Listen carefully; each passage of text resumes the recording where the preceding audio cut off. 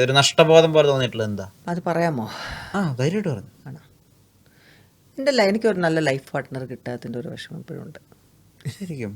പിന്നെ എനിക്ക് 2 കല്യാണമായിട്ടും എനിക്ക് എൻ്റെ ഒരു ആഗ്രഹം പോലെ എനിക്കൊരു ലൈഫ് പാർട്ട്ണർ വന്നില്ലല്ലോ എന്നൊരു വിഷമം ഇസ് ദെയർ. അതൊരു മിസ്സിങ് തന്നെയാണ് എൻ്റെ ലൈഫിൽ.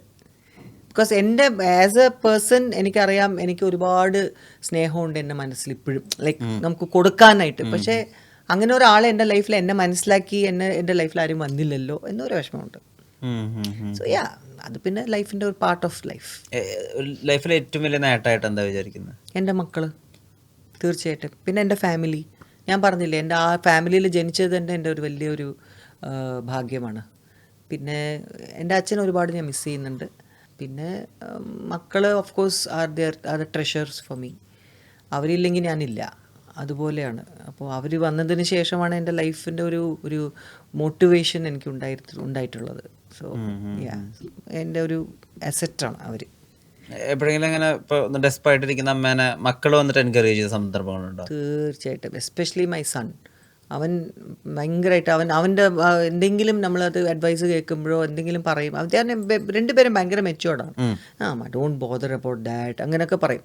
അല്ലെങ്കിൽ you don't have to be so serious, എന്തിനാ അങ്ങനെ സംസാരിക്കുന്നത്, അതൊക്കെ വിട്ടുകളാ, ഇതൊക്കെ നമുക്ക് അറിയാമല്ലോ അമ്മയ്ക്ക് അവരുടെയൊക്കെ സ്വഭാവം. ഇപ്പം ആരെങ്കിലും പറയുമ്പോൾ എനിക്ക് വിഷമമാണെങ്കിലും അപ്പോൾ ഉടനെ ഞാൻ അവരെ വിളിച്ചാൽ പറയാം.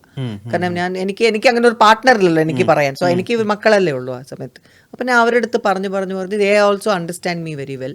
അവർക്ക് അറിയാം അമ്മ എന്തൊക്കെ ചെയ്തിട്ടുണ്ട്, അവരുടെ അമ്മയുടെ ലൈഫിൽ എന്തൊക്കെ അമ്മ സംഭവിച്ചിട്ടുണ്ട്. സോ അവരും ആ രീതിയിൽ എന്നെ കാണും. എൻ്റെ അടുത്ത് അവർ ഇപ്പോഴത്തെ അവരുടെ ഫ്രണ്ട്സിൻ്റെ അടുത്ത് അഡ്വൈസ് ചെയ്യുന്ന പോലെ തന്നെ എന്നെ അഡ്വൈസ് ചെയ്യും. അപ്പോൾ it's very nice to hear that also. അപ്പോൾ എനിക്കൊരു ആശ്വാസമാണ്. അവരായിട്ട് ഒന്ന് സംസാരിച്ച് കഴിഞ്ഞാൽ പിന്നെ ഐ എം ഹാപ്പി. അതുകൊണ്ട് ഇപ്പം നെക്സ്റ്റ് മന്ത് ഞാൻ പോവാണ് US-ലോട്ട്. അങ്ങോട്ടേക്ക്. കാരണം ഒരു കൺവെൻഷൻ അറ്റൻഡ് ചെയ്യാൻ ഒരു എന്താ പറയുക, സർപ്രൈസ് ആയിട്ട് വന്ന ഒരു പ്രോഗ്രാമാണ്. ഞാൻ ഈ വർഷം പോകാൻ പറ്റുമോ സംശയിച്ച് നിൽക്കുകയായിരുന്നു. അപ്പോഴാണ് ഈ സർപ്രൈസ് ആയിട്ട് തന്നെ എനിക്ക് ഇങ്ങോട്ട് ഒരു ഓഫർ വന്ന് ഒരു സെലിബ്രിറ്റി ഗസ്റ്റായിട്ട് ഒരു കൺവെൻഷൻ മീറ്റ് ചെയ്യാൻ ചെല്ലണം എന്ന്. ഞാൻ പറഞ്ഞു വരാം എന്ന് പറഞ്ഞു. അങ്ങനെയാണ് പിന്നെ ഇപ്പം next month I am going. ഇപ്പം സ്ക്രിപ്റ്റ് ഒക്കെ സെലക്ട് ചെയ്യുമ്പോൾ എന്താ ആലോചിക്കുന്നത്? ആരും കൊണ്ടുവരുന്നില്ല സ്ക്രിപ്റ്റ്. എവിടെ നിന്ന് സെലക്ട് ചെയ്യാൻ? സെലക്ട് ചെയ്യാൻ സ്ക്രിപ്റ്റ് വേണ്ടേ? There is no role for Shanti Krishna anymore. അല്ല അങ്ങനെയൊന്നുമില്ല, റോൾസ് ഒക്കെ വരും. അല്ല, സത്യമായിട്ടും ഇല്ല. I am not joking. Because ഞാൻ ഇൻഫാക്ട് കുറേ പേരുടെ അടുത്ത് ചോദിക്കുകയും ചെയ്തു. ഇപ്പോൾ മിക്ക പടങ്ങളും കാണുമ്പോൾ നമുക്ക് മനസ്സിലാവും അതിലേതാ പെണ്ണുങ്ങൾ, ഞങ്ങളുടെ പ്രായത്തിലുള്ള പെണ്ണുങ്ങൾ അതുപോലത്തെ റോൾസ് ആരാ ഇപ്പോൾ ചെയ്യുന്നത്? There is nobody. കാരണം അങ്ങനത്തെ റോൾസ് ഇല്ല. ഇപ്പോൾ ദ മൂവി ട്രെൻഡ് അങ്ങനെയാണ് ഒന്നാമത്. പിന്നെ അങ്ങനെ അവർ എഴുതുന്നില്ല റോൾസ്. സത്യം പറഞ്ഞാൽ ഏത് പടം നോക്കിയപ്പോൾ നമുക്ക് ജഗദീഷ്, അശോകന്, വിനീത്, മനോജ് ഇവരെല്ലാവരും ഉണ്ട് എല്ലാ പടത്തിലും. ഞാൻ പറഞ്ഞു ഇതുപോലത്തെ ആണുങ്ങൾ ചെയ്യുന്ന ക്യാരക്ടേഴ്സിന് ഒരു പെണ്ണുങ്ങളും ചെയ്യുക. അമ്മ റോൾ മാത്രം ശാന്തി കൃഷ്ണ ചെയ്യുന്ന അങ്ങനെ ഇല്ലല്ലോ. ക്യാരക്ടർ ആക്ടേഴ്സ് എന്ന് പറയുമ്പോൾ there are so many roles. ഇപ്പോൾ ഈക്വാലിറ്റി എന്നെല്ലാം പറയുന്നുണ്ട്. അപ്പോൾ ഒരു ലോയറോ അല്ലെങ്കിൽ എന്തിനാ പോലീസ് കമ്മീഷണർ ആവാം, അല്ലെങ്കിൽ പിന്നെ ഒരു മന്ത്രി ആവാം, അല്ലെങ്കിൽ ഒരു എനി അതർ ക്യാരക്ടർ. എന്തുകൊണ്ട് പെണ്ണായിക്കൂടാ? ഇപ്പൊ അപ്പൊ അവർക്ക് അത് എന്തുകൊണ്ട് അങ്ങനെ എഴുതുന്നില്ല ചോദിച്ചിട്ടുണ്ട് ഞാൻ. അല്ല എഴുതാം മാഡം, എഴുതാം. ഞാൻ അപ്പോഴേ വരുള്ളൂ പടങ്ങൾ നമുക്ക്, അല്ലെങ്കിൽ പടം ഉണ്ടാവില്ല. അതുകൊണ്ടാണ് നമ്മൾ സീരിയലിലോട്ടും വെബ് സീരീസിലോട്ടും പോകാൻ തോന്നുന്നത്. ബിക്കോസ് അതിൽ ഫീമെയിൽ ക്യാരക്ടറിന് വെയിറ്റ് ഉണ്ട്. ഇപ്പൊ നമുക്കൊരു സീരിയൽ ആണെങ്കിലും ഒരു നോവൽ എന്തെങ്കിലും കിട്ടാൻ, പണ്ട് ഞാൻ ചെയ്ത പോലെ മോഹപക്ഷികളും മറ്റേ കുതിരകള് പിന്നെ ചാബല്യം പോലത്തെ അതിലൊക്കെ ഞാനായിരുന്നു അതിന്റെ main character. So the female characters ആണ് കൂടുതലും നിങ്ങൾ കാണുമ്പോൾ സീരിയൽസിലും വെബ് സീരീസും ഒക്കെ വരുമ്പോൾ അവരാണ് അതിലെ മെയിൻ. അപ്പോൾ I M interested in doing like that also. ഇപ്പൊ സിനിമയെക്കാട്ടിലും കൂടുതൽ നമുക്ക് ചിലപ്പോൾ അതിനോടായിരിക്കും ഇപ്പോൾ താല്പര്യം ചെയ്യാൻ. കാരണം ആസ് എൻ ആക്ടർ നമുക്കൊരു ചാലഞ്ചിങ് ക്യാരക്ടേഴ്സ് വരുന്നത് എവിടെയാ? അല്ല സിനിമയിൽ അതുപോലത്തെ ക്യാരക്ടേഴ്സ് നമുക്ക് എഴുതുകയാണെങ്കിൽ നമുക്കും ചെയ്യാൻ പറ്റും. എത്ര വേഴ്സറ്റൈൽ ആക്ടേഴ്സ് ആണെന്ന് എല്ലാവരെയും കുറിച്ച് പറയുന്നുണ്ട്. ഞങ്ങൾക്കും അതുപോലെ റോള് തരൂ, അപ്പൊ ഞങ്ങളും കാണിച്ചു തരാം ഞങ്ങളും വേഴ്സറ്റൈൽ ആണെന്ന്. ഇല്ലേ? അങ്ങനെയല്ലേ എപ്പോഴും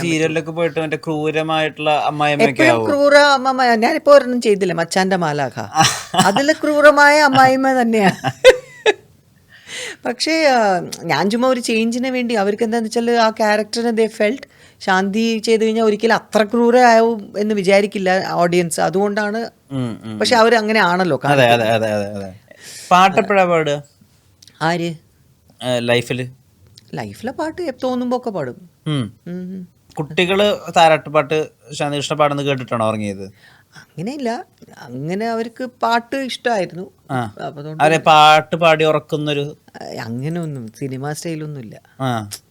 പാട്ടൊക്കെ ഞങ്ങൾ പാട്ടൊക്കെ വെക്കും ഇതില്, ഞാനും കൂടെ മൂളും, അങ്ങനെയൊക്കെ ഉള്ളു. ഞാനായിട്ട് ഇങ്ങനെ താരാട്ട് പാട്ട് ഒക്കെ എനിക്ക് ഓർമ്മയില്ല അങ്ങനെയൊക്കെ പാടിയിട്ട്. അങ്ങനെ ഫിൽമി പരിപാടി ഒന്നും ഉണ്ടായിരുന്നില്ല അല്ലേ? അത് ലൈഫ് മാത്രമേ ഉള്ളൂ ഫിലിമിയായിട്ട് പോയത്. ഏറ്റവും അധികം പാടുന്ന പാട്ട് ഏതാ? അങ്ങനെയൊന്നുമില്ല.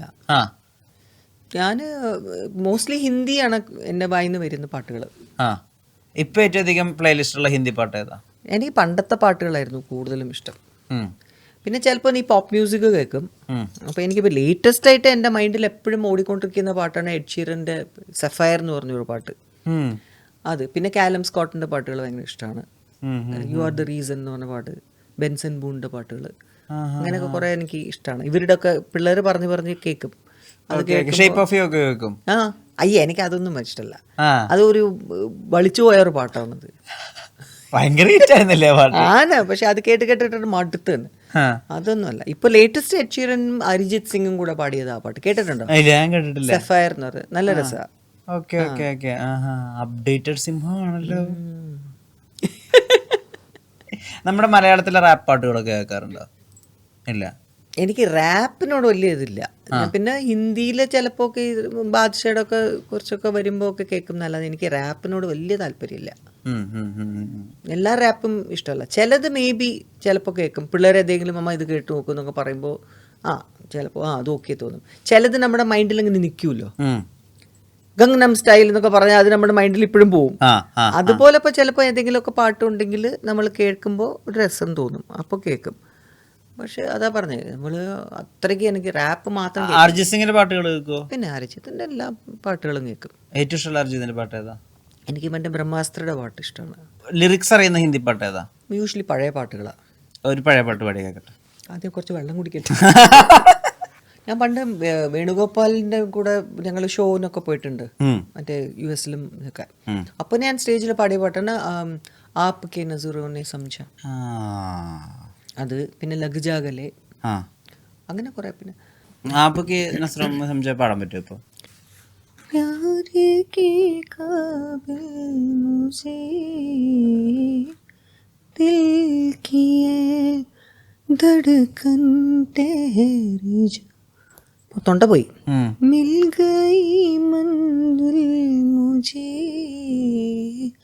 आपकी नजरों ने समझा. അത്ര പോരെ?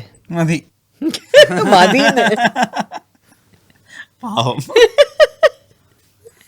लग जा गले के फिर ये हंसी रात हो न हो,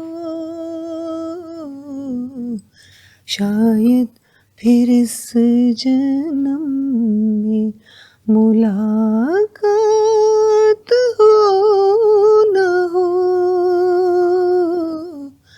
लग जा गले.